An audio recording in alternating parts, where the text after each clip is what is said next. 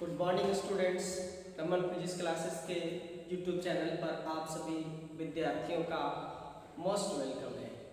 बच्चों, आज हम लोग ऑप्टिक्स के अंतर्गत एक लॉन्ग क्वेश्चन पढ़ेंगे जो एग्जामिनेशन के लिए 5 नंबर के रूप में पूछा जाता है। जैसा कि पिछले वीडियो में भी इसका हम चर्चा किए थे कि जिस प्रकार से मिरर फार्मूला होता है, जिस प्रकार से लेंस फार्मूला होता है, बिल्कुल उसी प्रकार से प्रिज्म फार्मूला भी होता है। और आज की क्लास में हम लोग प्रिज्म फार्मूला को डिराइव करेंगे जो फाइनल बोर्ड एग्जाम में 5 नंबर के लिए बहुत इंपॉर्टेंट है। अक्सर 5 मार्क्स के लिए यह डिराइवेशन पूछा जाता है। बच्चों, प्रिज्म फार्मूला बताने से पहले मैं आपको एक बात और याद दिलाना चाहता हूं कि prism formula angle of minimum deviation पर आधारित है। एक कंडीशनल फार्मूला है, हमेशा लागू नहीं होता और हमेशा डिराइव नहीं होता। ये तभी डिराइव होता है जब कोई लाइट किसी प्रिज्म से मिनिमम डेविएशन के साथ पास करता है। मिनिमम डेविएशन जिसका डिस्कशन पिछले लेक्चर में मैं कर चुका हूं। आइए मैं आपको सीधे हेडिंग पे ले चलता हूं।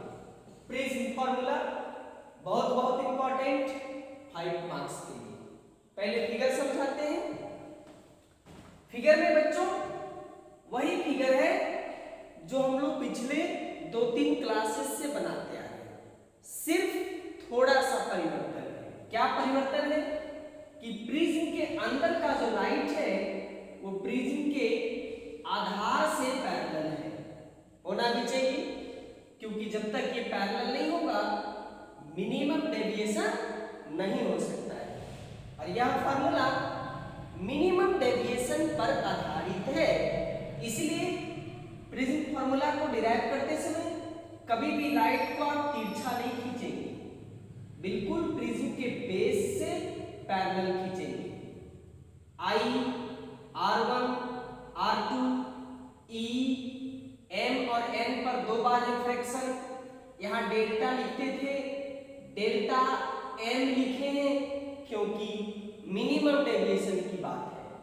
बाकी सारा स्ट्रक्चर हूबहू 100% सेम है, कहीं कोई चेंजिंग्स नहीं है। प्रिज्म के बाहर का रिफ्रैक्टिव इंडेक्स 1, प्रिज्म के अंदर का रिफ्रैक्टिव इंडेक्स म्यू, फिर अपोजिट साइड का रिफ्रैक्टिव इंडेक्स 1, चूंकि ये प्रिज्म एयर में रखा हुआ है।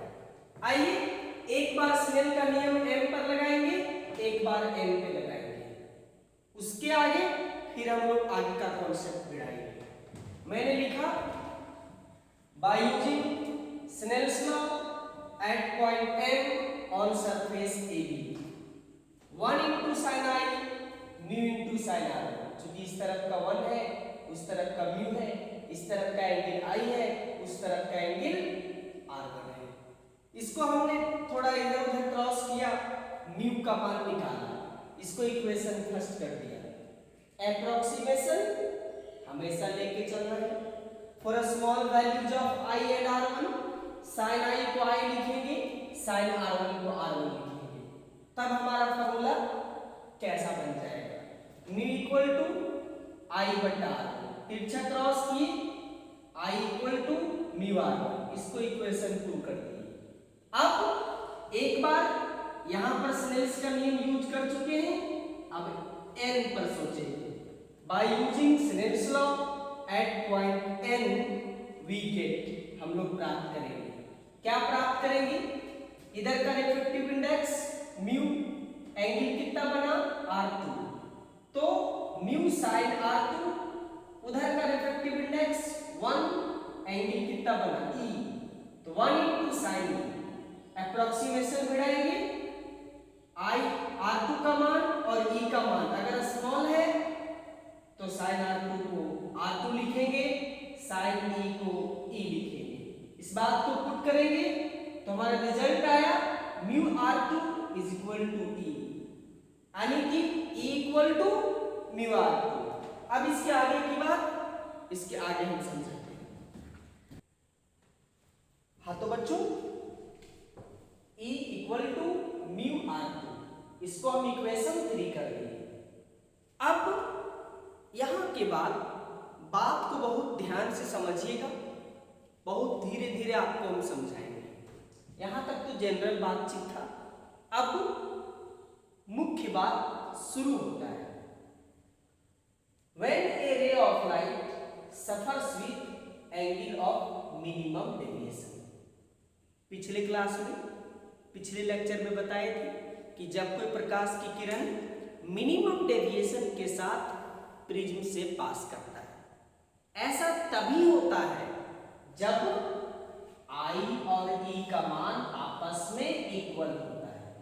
ये उसका पहला कंडीशन था। तो अब हम लोग मिनिमम डेविएशन का कंडीशन लगाने जा रहे हैं, I इक्वल टू E। बच्चों, I और E का मान इक्वेशन 2 और 3 में था, ला के पुट की, म्यू से म्यू कट गया, एक नया रिजल्ट मिला। इसका मतलब एक नई जानकारी कि जब मिनिमम डेविएशन होता है तब I और E आपस में इक्वल होता ही होता है। उसके साथ साथ R1 और R2 भी आपस में इक्वल होता है। इस बात को नहीं जान रहे थे, लेकिन जब एक बात को जान रहे थे तो उसके सहयोग से एक नई बात सीखी। अब हमारे माइंड में सेट हो गया कि मिनिमम डेविएशन के केस में I इक्वल टू E होता है, साथ ही साथ R1 इक्वल टू R2 होता है। अब इसका बेनिफिट लेंगे। हम लोग प्रिज्म जब स्टार्ट किए थे पढ़ने के लिए, उस समय एक फॉर्मूला सीखे थे, R1 plus R2 equal to A। अब R1 R2 आपस में इक्वल है इस कंडीशन में, तो हमने पुट कर दिया, R1 को छोड़ दिया, R2 के प्लेस पर R1 लिख दिया। यहां चाहो तो ब्रैकेट में लिख सकते हो, क्योंकि R2 is equal to R1। अब इसको जोड़ दिए, यहां से R1 निकाल लिए, A/2, इसको इक्वेशन 4 कर दिए। फिर हम आपको पीछे की बात थोड़ा सा याद दिलाते हैं, रिमाइंड करवाते हैं। हम लोग प्रिज्म पढ़े थे बच्चों, delta equal to I plus E minus E। अब याद कीजिए, जब डेल्टा को डेल्टा M बनाएंगे तो I आपस में E के बराबर हो जाएगा, क्योंकि अभी हम बता रहे थे कि मिनिमम डेविएशन जैसे होगा I और E आपस में इक्वल हो जाएगा। अब इस बात को यहां पुट कर दिए, I plus I minus A, यहां से क्रॉस करके I निकाल दिए, डेल्टा M प्लस A/2, इसको इक्वेशन 5 कर दिए। अब आप ध्यान से देखिए, R1 निकाल चुके हैं A/2 और I निकाल चुके हैं डेल्टा M प्लस A/2। अब दोनों का जरूरत, R1 का जरूरत, I का जरूरत इक्वेशन फर्स्ट में था। इक्वेशन फर्स्ट में दोनों का रिक्वायरमेंट है, इसलिए हमने दोनों के वैल्यू को इक्वेशन फर्स्ट में पुट कर दिया। Putting the value of R1 and I in equation first from equation 4 and 5, 4 और 5 से समीकरण 1 में R1 का और I का मान रखने पर क्या हुआ, mu equal to sine delta M plus A/2 बट्टा साइन A/2, और ये जो फार्मूला बन के तैयार हुआ इसको कहते हैं prism formula. This is called prism formula.